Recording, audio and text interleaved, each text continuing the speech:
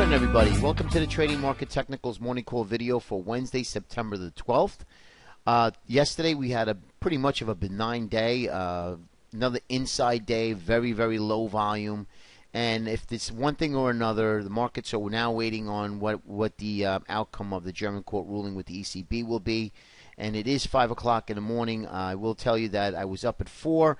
And really pretty much of a benign statement, other than the fact that they are agreeing to the terms and conditions. There were a lot of rumors stating that there would be a lot of stipulation involved, but that was not true. And the markets like it. A lot of the risk currencies are up a little bit. Futures are up small in the minis. But other than that, the next thing is going to come out on the FOMC statement. What's going to if Ben Bernanke is going to commit to QE3 or not. Now, the markets have rallied based on that. So you have to realize that I think the markets will either rally a little bit more and or look to sell off. Now, the markets are at these extreme levels already with extreme complacency, and that's what makes me nervous, extreme complacency. And as of right now, I think swing trades are going to be risky. I think taking a couple of day trades here and there is probably your best bet. And we're going to go into some of these ratio charts. I want to look at some of these key groups again and see where the underlying strength and weaknesses are. And if the markets are healthy, a lot of these risk factors should be in place, such as, of course, banks, technology, and a lot of the consumer staples should be actually rolling over. Weak healthcare, utilities, they should be weak while all the money's flowing into these risk assets. So we want to take a look at that as well. And but I just want to say that I stress that tomorrow is going to be a big day for the Fed, and will likely nudge the markets one way or the other, and either continue this trend to the 1455, 1470 in the S&P cash, and or start a retracement and look to see where we go from there. So let's get right into the charts. I want to show you, and I do bring this up from time to time, the McClellan oscillator hasn't really given us much other than these oversold and overbought. I love these areas here, but we've been in this choppy range since July, and pretty much you could see that in the charts when I show it to you. But we really haven't done much of anything here, and other than the fact that the markets are overbought, can stay overbought, and as you can see here in this reading, we are not overbought yet in the McClellan oscillator, so there's plenty much room to run to the upside. So just take note of that. Overbought is not a sell signal. Now, I want to show you the copper, and copper made a nice break out of the symmetrical triangle, and I said copper was lagging, usually is one of the leaders, right? It's an industrial metal, Dr. Copper, but we already overbought here. RSI is already overbought.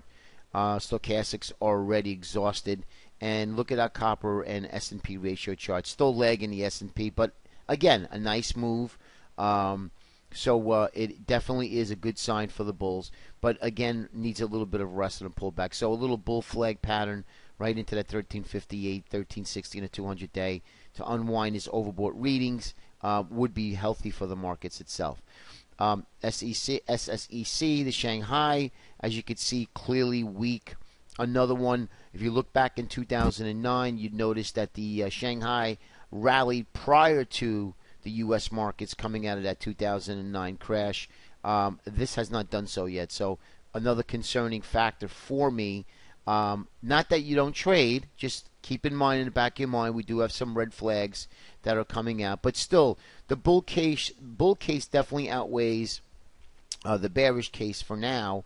However, risk to me is still to the downside. Markets can sell off at any time, and I don't expect the markets just to go up and rally up until year end. Markets just does not go straight up and or straight down. So just a little word of caution. All right, so now let's look into some of these assets against the S&P. And I want to look at the S&P versus the semiconductors. Now, we all know, you've seen these charts many times, but as you can see here, S&P leading higher highs, and just a sloppy chart here. Now, you could say this could be an inverted head and shoulders with a higher right shoulder and a neckline, slanted neckline coming in this area here. But still, as you can see, we're lagging, right? We had one big day in the semis, and then we gave it all back again. So now we're back at this little support area here. So the semiconductor, the SOX index, be careful. Keep an eye on this. We want this to rally. We want this to play catch up with the S&P. Doesn't have to lead, but we definitely want to see some momentum coming into these risk assets, these sectors. Now, take a look at the bank sector. Now, the banks actually played catch up, as you can see here in this area, and is doing quite well. So this is a good sign that the S&P is playing catch up with the bank sector, right? Now, the transports, as you know, transports were clearly lagging, which they are leaders in the sectors that we follow. They are a clear leader. However, we are getting a good 3-day, 4-day bounce. Again, a bit stretched now. Markets are a little tired and really need to pause or even if they consolidated several days up above support area and then break out again would be healthy for the markets. I think starting to take on positions up in this area is a little bit risky. I still recommend buying puts, insurance against any swing trades that you are doing if you're not looking to take profits and you want to ride this up a little bit more. Puts are really cheap. Volatility is very low. It's a real good sign, a real good thing to do if you're looking to hold this. Take a look at the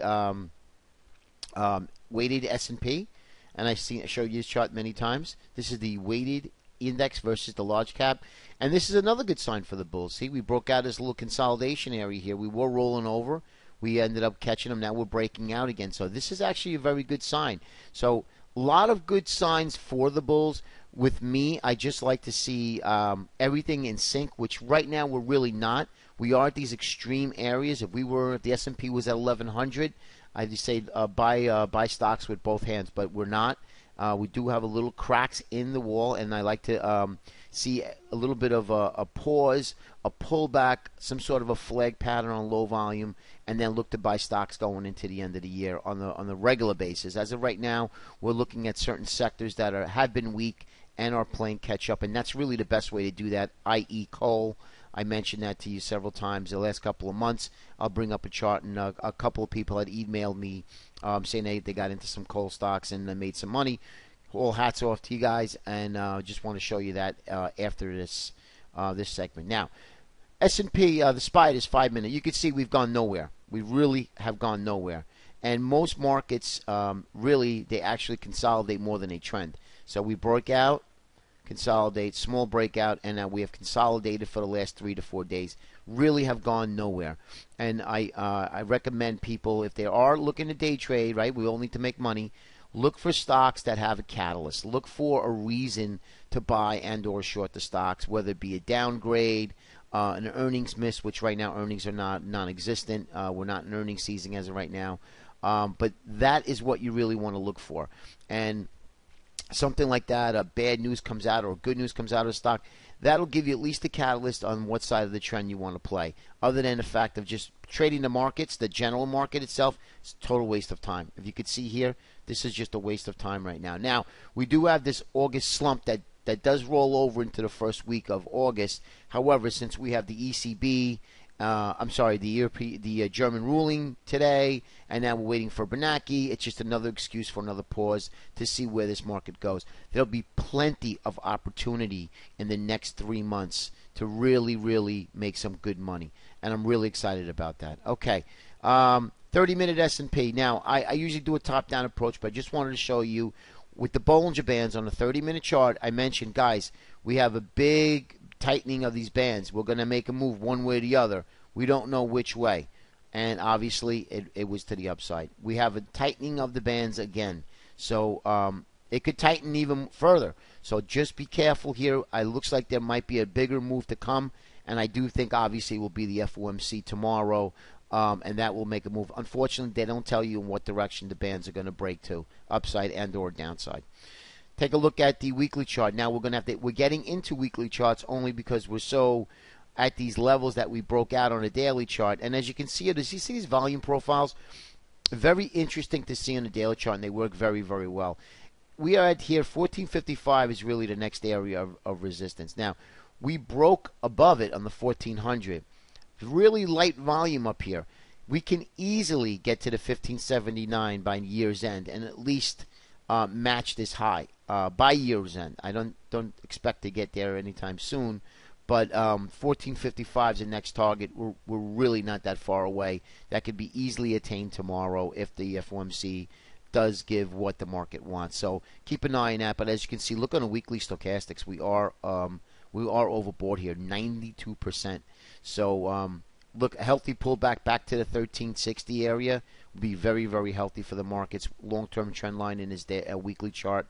So keep an eye on that.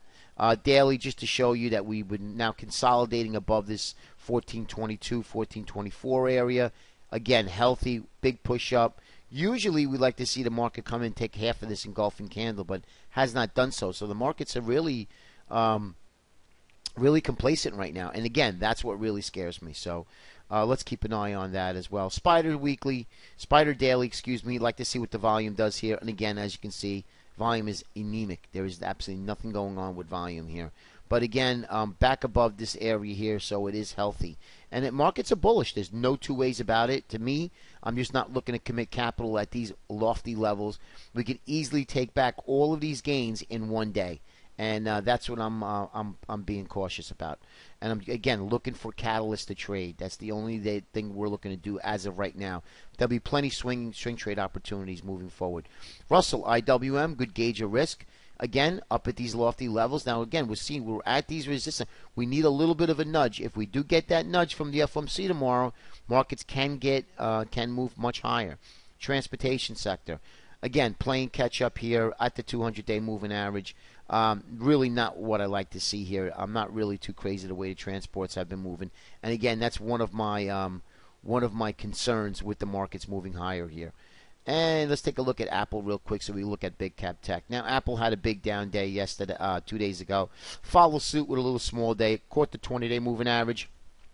Apple here, I think more than likely, if we get down to the 647, you're going to have the Apple cult, so to speak, look to buy this, and they're saying that Apple is cheap. New iPhone 5's coming, so why not buy it? So just use caution. I don't trade Apple. I have no desire to trade it, but I do like to look at what happens because it's heavily weighted in the Qs, and it's got a decent weight on the S&P. So just keep an eye on that. Take a look at the double top we were talking about. Still hanging around here. Double top area. Haven't broke that 67.45. Call it 67.50, excuse me. Look at the volume on this weekly chart. All right, today is only Wednesday. So as of right now, we're tracking lower than last week. Okay, lower than last week. Lastly, on the daily chart, again, S&P Qs, excuse me, right at the 20-day moving average. Again, that's going to follow what really Apple does. So let's just keep an eye. Tomorrow's going to be a decent day, and I do think that we can get some good movement going into tomorrow, Friday, and no question next week will follow suit of which way this trend will be. As of right now, the trend continues to be up. Let's continue to play the trend until otherwise noted. Now, lastly, I know this is longer than usual. Let's take a look at the coal sector. Now, this is ANR. We played some ANR yesterday. As you can see, beautiful move lower. Once the hated sectors is when you start really looking to buy these stocks. And ANR, ACI, Walter Energy, Cleveland Cliffs, CLF, they're all bounced. Now, I wouldn't be chasing them here. A breakout of these bullish falling wedge, usually they flag them back down to retest this upward trend line. There'll be plenty of opportunity to get long for a swing trade. The first trade usually out of this would be a day trade and start looking to keep continuing. But this is a big area, 750 for ANR. Break above 750 ANR. I think the next area is going to be right around here. Now look at the volume profiles. That's what I want to show you guys on a daily chart. Very, very thin zone here. If this market gets a bunch of legs, which I think it can, I could see this thing going back to $10, $11, $12 again. But of course, not before pausing. So just keep an eye, a little quick sector. I love the coal sector here, guys. On any pullbacks, I think coal should be bought. All right, have a great day, and we will talk to you tomorrow. Take care, everybody.